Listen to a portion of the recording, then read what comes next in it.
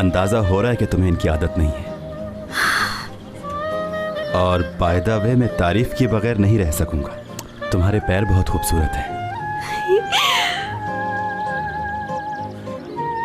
ध्रुव, तुम कितने अच्छे, कितने केयरिंग इंसान हो, कितना ख्याल रखते हो।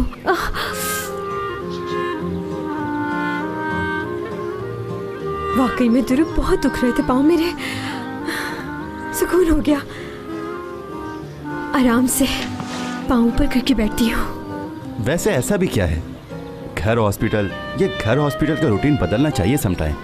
थोड़ी बहुत आउटिंग भी जरूरी होती है इंसान के लिए।